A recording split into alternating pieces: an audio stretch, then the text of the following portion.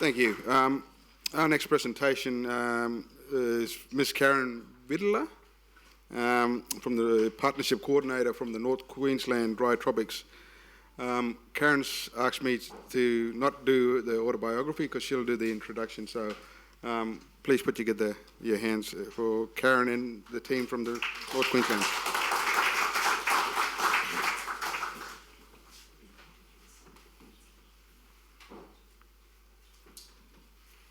Too easy. Good morning all. Oh yeah, right, left. All right, I'd like to acknowledge the Yarra people here for having where this meeting takes place,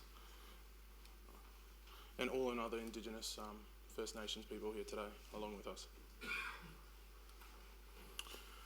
So, and also all our elders past and present, sorry. But so today we're here to, today I'm here to present our project that we do in NQ Dry Tropics. It's cultural fire on grazing landscapes. It's funded by WWF, and we work in partnerships with Fire Sticks Alliance through NQ Dry Tropics. Hold on, next slide. Oh, it's joint with RFS too, both Gudjata RFS and Greenvale RFS units. So through NQ Dry Tropics, we have a TOMG, which is our traditional owner management group. It sits on our board, just underneath our board, as an advisory group for anything Indigenous engagement or any Indigenous projects out there within the Burdekin region. It was, like most areas in big cities and towns, a lot of culture was dismissed and taken off country, and we were put into missions. So it was initiated through the TOMG that we had to bring back culture to country. And within culture, it was fire that we had a necessity to bring back. All from down in the South's fires and what happened down south, we thought it was a big necessity to bring back and to engage and do it and learn it on country. Within our region, we have 16 traditional owner groups. And as you can see to our left, this is all, you can see our traditional owner names and how far we extend from Warringah all the way down to Bidjara, which is Alpha, all the way up to Cardwell. Our traditional owner groups include Warranut, Nawagi, Munburra, Woogarukaba, Bindal, Gugabarden, Gudjala, Juru, Biria, Gia, Widi, Janga, Wangan, Jungalingu, and Bidjara, Yurundali, and Ngai. For because we had most of our mob in Townsville don't really have Indigenous country, we had to actually look onto our grazing landscapes, because most of our Burdekin region is made up of, I think, 88% grazing lands. And so we had to figure out where we had to go from there and engage with our grazing community. Oh, you can take it away, Karen. Okay, so the project's been working in partnership with traditional owners across the region, and we've also engaged with 2 grazing properties. Both of those were already committed to regenerative practices, so that was why we approached them, as they would be interested in the project. The focus of the project, though, has been about rebuilding knowledge systems because of the loss of those systems, and was almost like putting back a jigsaw puzzle back together in terms of bringing all the knowledge holders together from different countries, but to start talking about how we could rebuild it. So it's been involved with the ranger groups, the traditional owner groups. There's been Fire Sticks, we called on Fire Sticks Alliance to join us as a partner, and the Rural Fire Services units. The Rural Fire Service units, Richard, who's joined us, is also our board director for the our NRM group, and he's also the RFS fire warden. He's also the Land Council chair, a number of other chairs. As most Indigenous leaders, they wear a number of hats. So it was really instrumental through Richard's involvement as the traditional owner group of that area and the relationships that we could build with the graziers. A big part of it was about changing attitudes in the region. I don't know about other regions, but in this region, fire hasn't been regularly practiced for 20 to 30 years, and that's because there's been a fear of fire widespread through everyone due to a few changes in the system, that you couldn't do a fire without having a permit, and there was a whole number of reasons behind that. So it was changing attitudes from a fear of fire and also building respect for the traditional knowledge systems that could strengthen and look at how fire could actually work for country in a grazing landscape. So it was not just about focusing on the benefits of fire for country and culture, but then also adding another layer to that in terms of grazing productivity. We had challenges on the areas that the landholders were facing, which were woody thickening and country losing its identity. We did set up some extensive monitoring for the project. I'm not going to go into depth, but if anyone wants to know about that, you can approach us afterwards, because we've got a short video to play soon. But we did set up extensive photo point monitoring and also put in land condition assessments. I'll pass on to Richard to introduce the video. So, in introducing this video, I'll just acknowledge that one of our elders has passed away in it. And it is a bit emotional for me. But we'll play the video anyway and acknowledge that he's gone. This has been a collaboration between the landowners, the traditional owners, and a whole range of people to come together, to collaborate together to manage pastoral properties, to improve the landscape through traditional burning, and it's been a great project. So I'll introduce the video now. Thank you.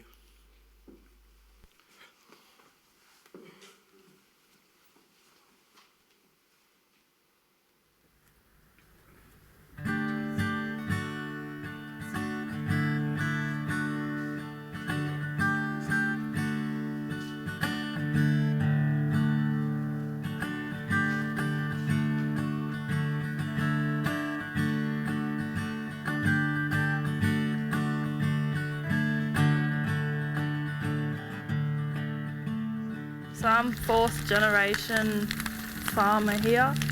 It's my grandparents' property. We're organic property, so we can't use chemicals or anything like that to get rid of any pest trees or anything like that. So it's really good for us to open up the country so we can utilise it to graze cattle here again.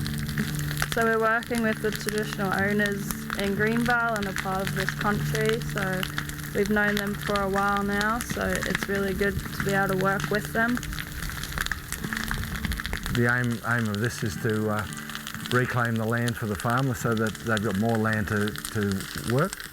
And what we're trying to do is bring back the identity of the country and have those types of plants growing where they should be growing, and the plants that shouldn't be here, we burn them out and get rid of them and open up the country for better farming.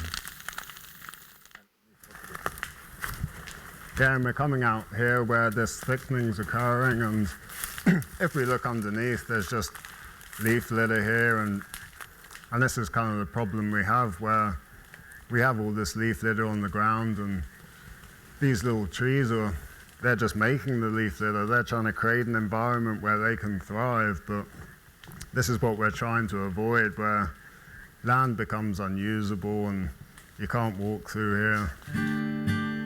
The only other option we had to get the land back was to bring machines in and bulldoze the trees and stick rake everything, which just makes the land a lot worse than it does it any good. So you can see we have tried before, and the mounds of dirt everywhere, and it just makes a mess and makes it hard to muster, and it doesn't work at all. So through this process of fire, it's just really helping us in every way possible, really. It's a great way of working with nature as opposed to spending lots of money on a machine, and the result wasn't there at the end of the day, which we've seen with our own eyes. So during the cultural burn, we've been learning various different techniques for using the right fire throughout the land, and we've become aware that this isn't a quick fix. This isn't going to be a process that just happens overnight and where we can just do one burn. So there's going to be different situations as we go to our third burn, our fourth burn. The environment around us today is going to be changing, and we're going to have to adapt the fire, which we're going to have to put through the land to repair it back to its natural state and to a state where it becomes more usable. So what we got here is weeds that have been burnt in a previous burn, and basically just killed them out. So now we're going to come back and do a second burn where we clean them up, getting rid of the trees and plants that aren't supposed to be here. And yeah, it's been good. So down here we've got the rosella plant that's come up in the regrowth, and the rosella plant's leaves can be eaten. So rosella leaf, you can eat him, and it's got a nice sort of a taste about him, nice and sweet. And we also got turkey fruit here, and it's starting to flower and grow some fruit on it too. And it's come back nice and fresh. Look how green he is. Good that food's coming up, good that fruit's coming up, and good that other good plants are coming up. This bloodwood tree itself is fairly old compared to a lot of the other country around here, and what we're trying to create in this environment, we want this bloodwood tree to grow as old as it possibly can. Our aim with these fires is we're trying to protect this guy here. He's going to be able to fix the land around. He started here. The area around us, we just need more of these guys in the environment and spread out to a stage where there's a grassland through here, and we just have our big parent trees. So at Jervois here, we're learning up on the red soil that we're going to start running our organic station with the trees, working with the trees, so that we can create the pastures for the cattle here.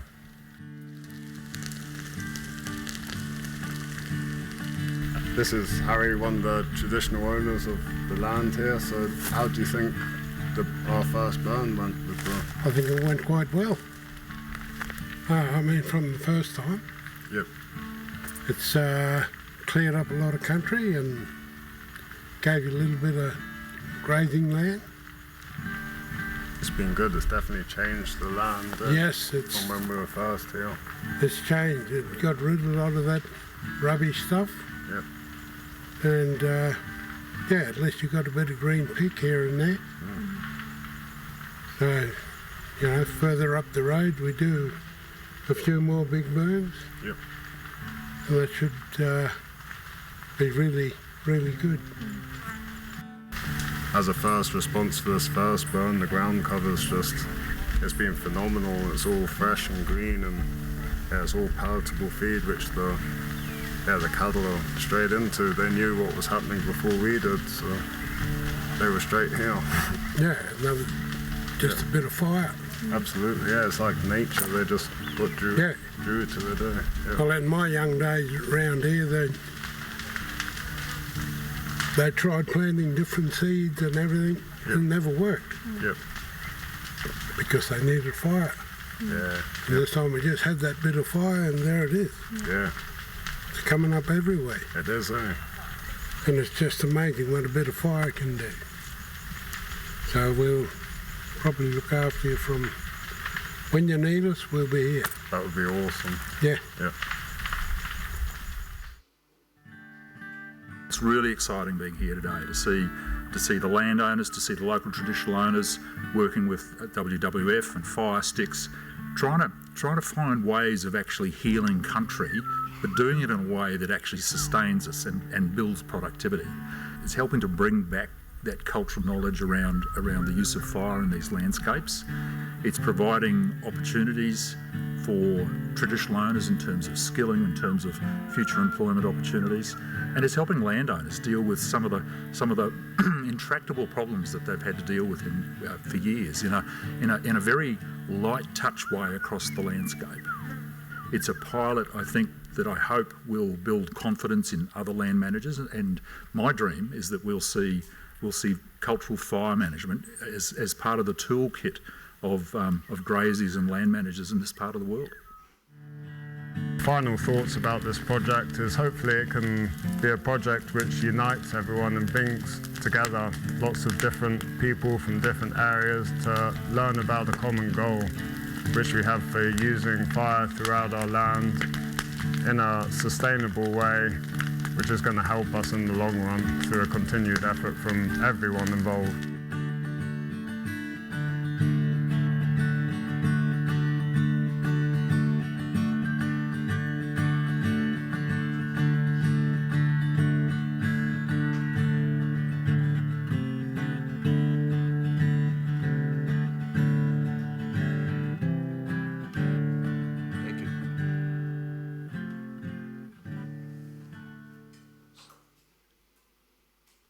So as you can see, that project alone went over about 2 to 3 years, and it brought about 8 traditional owner groups together, and there was lots of other traditional owner groups that have expressed an interest to come and learn traditional burning practices.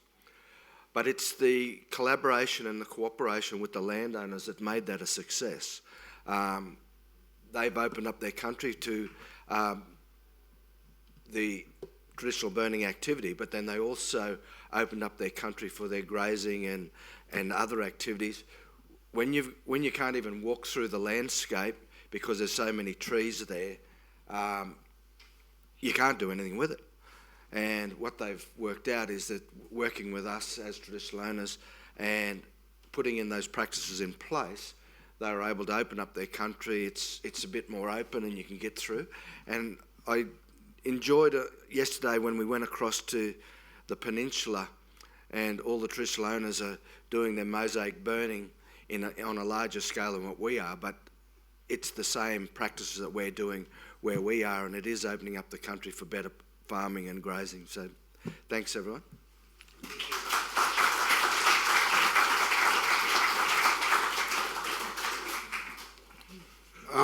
We're going over a little bit over time, so I might leave any questions for anybody interested in following up with Karen, Trinity and Uncle Richard, maybe just in the lunchtime break, just because we're running a bit over time. So mindful of we've got a few presentations to go through, so I just wanted to keep things succinct.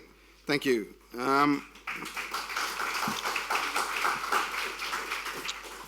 Our next speaker is